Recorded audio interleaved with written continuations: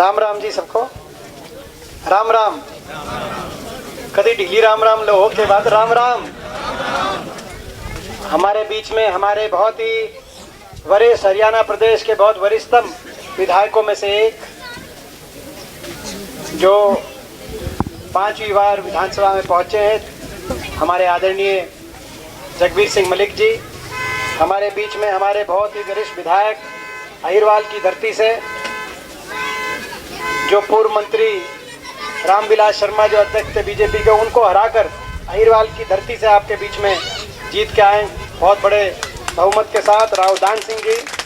हमारी विधायक कलानौर से बहन शकुंतला खटक जी, हमारे विधायक रादौर से बिशन लाल सैनी जी, हमारे विधायक मेवात से मोहम्मद इलियास जी, हमारे विधायक मेवात से मामन खान जी, हमारे विधायक फरीदाबाद से नीरज शर्मा जी, हमारे विधायक पानीपत से बलबीर वाल्मीकि जी, हमारे सोनीपत से विधायक सुरेंद्र पवार जी, हमारे विधायक शीशपाल केरवाला जी। हमारे बीच में हमारे जो अभी उपचुनाव हुआ बड़ौदा में उपचुनाव हुआ था इलाहाबाद से पहले, आपको याद होगा, याद है कि नहीं याद? वहाँ से जो विधायक बने थे भालू, हमारे विधायक भालू जी, जिनको लोगों ने वहाँ से जिता के और चंडीगढ़ में खट्टर सरकार पे चिपटाने का काम किया, भाई भालू विधायक, वो हमारे बीच में उपस्थित है। हमारे बहुत ही आदरणीय, जिनका बहुत संघर्ष रहा है इस इलाके में, हमारे आदरणीय डॉक्टर केवी सिंह जी, हमारे कांग्रेस पार्टी के प्रत्याशी, जिनके लिए आज और आप और हम सब मिलके जिनके चुनाव प्रचार में यहाँ पे उपस्थित हुए हैं, हमारे भाई पवन बेनीवाल जी, हमारे पूर्व विधायक प्रहलाद सिंह गीलाखेड़ा जी, पूर्व विधायक जरनैल सिंह जी, पूर्व विधायक ML रंगा जी, हनुमान जाखड़ जी, मलकीत सिंह खोसा जी, सभी को किसी का नाम रह गया हो तो सब, भाई मनोज जी, भाई भूपेंद्र कासनिया जी, और सभी पिता के समान मेरे बुजुर्ग नौजवान साथी, जहाँ तक आवाज़ आ रही है मातृशक्ति। आज सबसे पहले कुमारे गांव में पहुँचे, आपने इतना मान सम्मान स्वागत किया, मैं आप सबका बहुत बहुत धन्यवाद करना चाहता हूँ। ये चुनाव, हर चुनाव बहुत महत्वपूर्ण होता है, उसके नतीजे के कई मायने निकाले जाते हैं। ये चुनाव भी एक पैमाना रहेगा, इसीलिए आपको सूझबूझ से फैसला लेना है। 3 प्रत्याशी मुख्य रूप से आपके बीच में, 3 ऐसी पार्टियों से है कि तीनों की सरकारें आपने देखी। आपने इनेलो की सरकार देखी 99-2005 तक, उसके बाद आपने कांग्रेस पार्टी की हुड्डा सरकार देखी, और उसके बाद आप पिछले 7-8 साल से आप खट्टर सरकार भी झेलने का काम कर रहे हो कि नहीं कर रहे हो? मैं आप सबसे पूछना चाहता हूं, ये बीजेपी की जो सरकार है, जो ये खट्टर सरकार है, इस सरकार से छिके हो कि नहीं छिके हो? छिक लिए कि नहीं छिक लिए? कदे नहीं छिके हो तो सरकार छिके पड़े हो।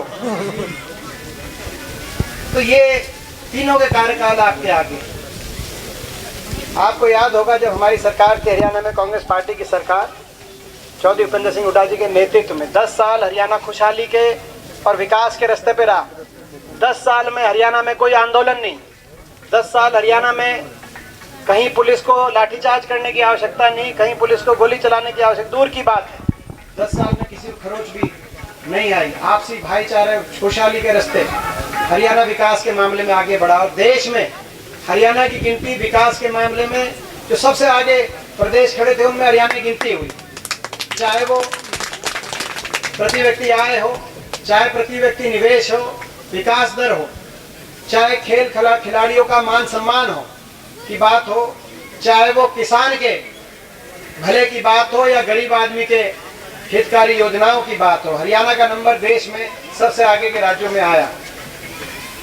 किसान के लिए चाहे हमारी सरकार के समय 1600 करोड़ के बिजली के बिलों की माफी की बात हो, चाहे 2200 करोड़ के कोऑपरेटिव के कर्जे की माफी की बात हो, चाहे 0% पर कोऑपरेटिव का लोन देने की बात हो, कि स्कीम शॉर्ट टर्म लोन्स का फसली ऋण की योजना लाने की बात हो, चाहे जमीन की कोऑपरेटिव के बैंक के तवज में जमीन की नीलामी और किसान के गिरफ्तारी के काले कानून को देश में हरियाणा, सबसे पहले हरियाणा में उन कानूनों को खत्म करने की बात हो।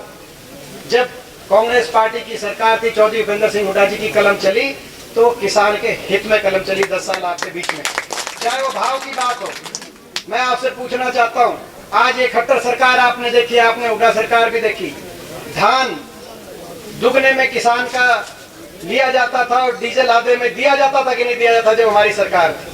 आज आप अपने तो ये आप अपने दिल पे हाथ रख के आप पूछ सकते हैं, कम लोग रोटी वोटी खवाया ना दे रही, अरे रोटी वोटी दिया ना घर में दे रही तो फिर जोर से बोलो यार, पता लगेगा हाँ भाई वाकई ठीक है यार। ये इलियास जी है, मोहम्मद इलियास जी, मेवात की धरती से विधायक हैं और ये मेवात की आवाज है। बड़े बहुमत के साथ लोगों ने इनको जिताने का इस बार काम किया। ये भी चौथी बार विधानसभा में पहुंचे मेवात से जीत के, तो इनका भी बहुत बहुत कुमारिया गांव में स्वागत है। तो खैर आपने सरकार देखी, आज किसान की फसल तो मंडी में पिट रही है, बाजरा पिटा कि नहीं पिटा मैं आपसे पूछता हूँ।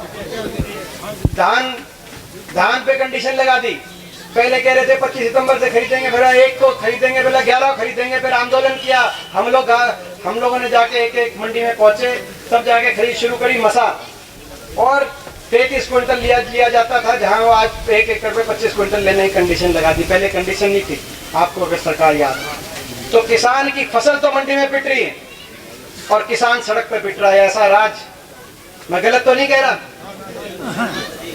आंदोलन पिछले 1 साल से आंदोलन, किसान का तिरस्कार अगर किया गया है तो इस सरकार के राज में किया गया है। हम तो देखते हैं वहां दिल्ली के अंदर,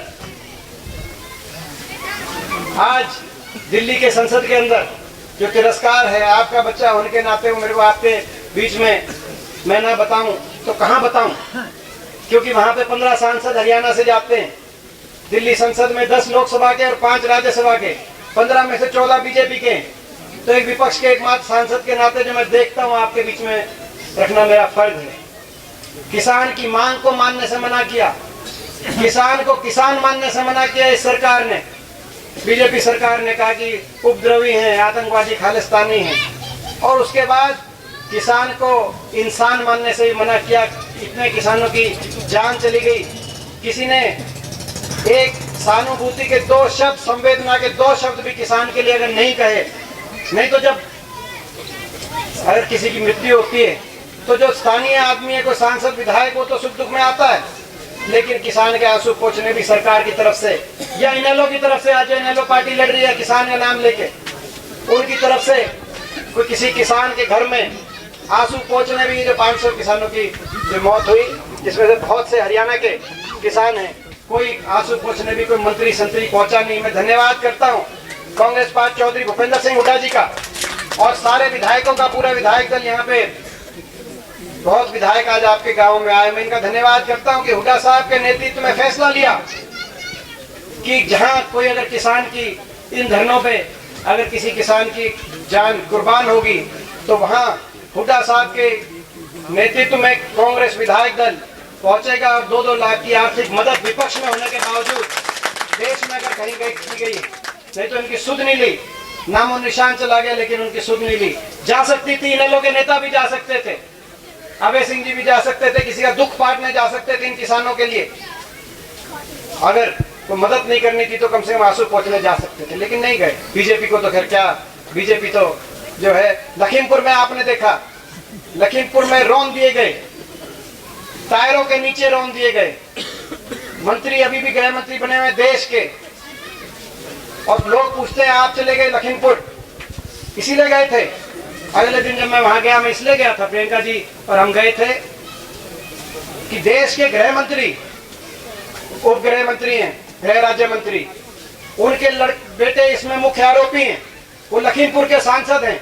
जब यूपी की सरकार, देश की सरकार, सारी पुलिस बल वहां पे एक तरफ हो, अन्याय करने वाले की तरफ दिखाई दे, तो कम से कम उन किसान भाइयों के साथ खड़ा, कोई संसद से जाके कोई सांसद खड़ा जाए, ये भी एक वहाँ पे संदेश देना जरूरी था। इसीलिए हम गए, हमने वहाँ जेल सही, धक्के सहे, लेकिन कोई ना कोई वहाँ पे किसान के बेटे के साथ भी खड़ा हो, दिखाई दे कि देश में अन्याय सहेंगे नहीं।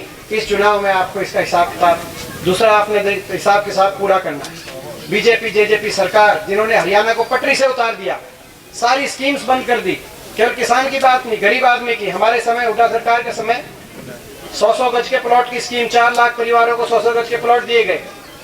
गरीब आदमी, SC वर्ग के हमारे भाई हैं, बैकवर्ड के 36 बिरादरी गरीब परिवार, उस समय 100-100 गज के प्लॉट की स्कीम, मकान की स्कीम, 1 लाख प्रियदर्शनी आवास योजना की किस्त आए, 1 लाख के मकान, दाल रोटी की स्कीम, मुख्यमंत्री मुफ्त इलाज योजना की स्कीम, पीने के पानी की टंकी और टूटी और कनेक्शन की स्कीम।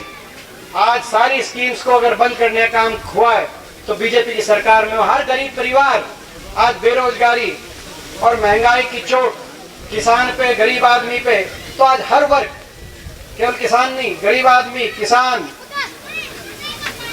छोटा व्यापारी आर्थिक मंदी से त्रस्त, कर्मचारी सरकार से त्रस्त, हर वर्ग इस सरकार से, खट्टर सरकार से आज दुखी है। और इसीलिए जो इन्होंने नारा दिया था 75 पार और 85 पार, आपने देखा होगा, जो नारा तो था 75 पार 85 पार, लेकिन लोगों ने उस नारे की हवा निकाली थी कि नहीं निकाली थी जब चुनाव का नतीजा आया था? लोगों ने तो कर दिया था काम, लोग तो सरकार बदलना चाहते थे, मगर ये तो बैकडोर एंट्री से कुछ लोगों ने बीजेपी के खिलाफ वोट ली, लेकिन जाके उनको समर्थन करने का काम किया, बैकडोर एंट्री से सरकार बनाने का काम किया। दूसरी तरफ, एक तरफ तो ऐसा गठबंधन है चंडीगढ़ में, दूसरी तरफ एक ऐसी पार्टी है इनेलो पार्टी, अभय सिंह जैसे प्रत्याशी, जिनको आत्ममंथन करना चाहिए इस पार्टी को कि आप पार्टी पूरे हरियाणा में खत्म की होगी।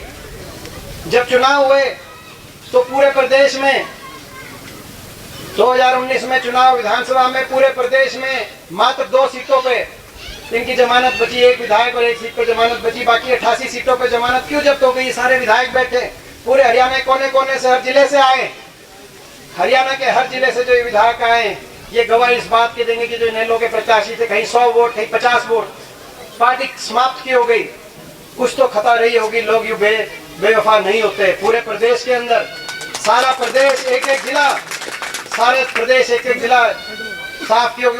77 के बाद लोकदल जब बनी थी, 77 के बाद पहली विधानसभा, 1 विधायक नहीं लोकदल पार्टी का, और इससे पहले 1 थे जो स्वयं अभय सिंह जी की, मात्र 1, और वो भी आपने देखा। मैं बताता हूँ क्यों। वैसे तो कार्यशैली में बहुत सी कमियां इनकी रही होंगी, इनको आत्ममंथन करना चाहिए, आकलन करना चाहिए, क्योंकि ऐसा तो देखा है हमने कि सरकार में हो और लोग छुट्टी कर दें, लेकिन मुख्य विपक्षी पार्टी की छुट्टी करते पहली बार देखा। पिछली बार जब 2014 में चुनाव हुआ तो मुख्य विपक्षी पार्टी 19 सीट इनकी आई थी, कांग्रेस की तो 15 सीट थी, आपको याद होगा।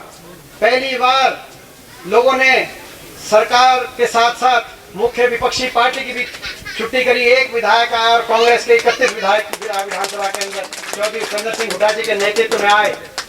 ये इनको आकलन करना चाहिए, आत्ममंथन करना चाहिए। कार्यशैली में कई कमियां रही होंगी, लेकिन एक प्रमुख कमी मैं बताता हूँ। मौका मिलते ही बीजेपी का साथ दिया। इनको मौका था मुख्य विपक्षी पार्टी बनने का, लड़ाई लड़ते बीजेपी से, खट्टर सरकार से लड़ाई लड़ते, लेकिन इन्होंने लड़ाई लड़ी हुड्डा साहब से, बयान देते हैं हुड्डा साहब के खिलाफ, मौका आता है देते हैं बीजेपी का साथ। 2014 में मोदी सरकार बन रही थी तो दिया समर्थन, राष्ट्रपति चुनाव आया दिया बीजेपी का समर्थन, उपराष्ट्रपति चुनाव आया दिया बीजेपी का समर्थन। 2019 में जब गिनती हो रही थी 75 पार के नारे का की हवा निकल रही थी, 12 और 1 बजे जब आपने टीवी देखा खोल के, तो टीवी में कांग्रेस पार्टी 36 सीट पे और बीजेपी 35 सीट पे आगे चल रही थी कि नहीं चल रही थी? मैं आपसे पूछता हूँ। आपने भी सोचा एक बार काम हो गया, लेकिन सबसे पहला बयान आया इनेलो पार्टी का, अभय सिंह जी का, कि भाई अगर हुड्डा साहब के नेतृत्व में हम सरकार जो है समर्थन नहीं देंगे तो किसके बात देंगे? दूसरे तो खट्टर साहब के नेतृत्व में बीजेपी को समर्थन देंगे। तो यानी कि कल को अगर तकलीफ इसी बात की है कि भतीजा कैसे उठ ले गया खट्टर साहब की सरकार में, 2-4 सीट हमारी फालतू आती तो हम उठ लेते, इस बात की। तो ये कहीं ना कहीं जो बीजेपी के खिलाफ लड़ाई लड़नी चाहिए थी और बीजेपी का साथ दिया, यही कारण है कि आज एक सीट पे सिमट गए। और आज मैं आप सबसे पूछना चाहता हूँ, जब आप नतीजा दें, आज 2024 के बारे में भी सोचें, क्योंकि एक विधायक से काम नहीं चलेगा। चंडीगढ़ में सरकार बनानी पड़ेगी। ये बीजेपी को और जेजेपी को चंडीगढ़ के सिंहासन से उतारना पड़ेगा, तब काम चलेगा। और उसका रास्ता एक है, उसका रास्ता एक पूरा प्रदेश आज कांग्रेस पार्टी की तरफ चौधरी उपेंद्र सिंह हुड्डा जी के नेतृत्व में एक सकारात्मक विकल्प के रूप में पूरा प्रदेश देखता है। वो उसका रास्ता है। और इसीलिए आप सबसे मैं ये आग्रह करता हूँ कि आज आप हमारी बात पे विश्वास करें, हमारी बात पे आप गौर फरमाएं और ज़्यादा से ज़्यादा कांग्रेस पार्टी का साथ दें। आज आपके बीच में आए, मैं पूरे कुमारिया गांव का आप सबका एक बार फिर बहुत बहुत बीच में भी पहले भी मुझे आने का अवसर मिला है गाँव में। आपका बहुत आशीर्वाद तब भी मिला था कि नहीं मिला था, ये भूल गए भी याद है तो भाई। तो आज दोबारा आपके गांव में आने का मुझे मौका मिला है, आपने इतना मान सम्मान दिया। मैं एक बार फिर आप सबका बहुत बहुत धन्यवाद करता हूँ। जय हिंद, जय राम जी की, जय कुमारिया गांव की।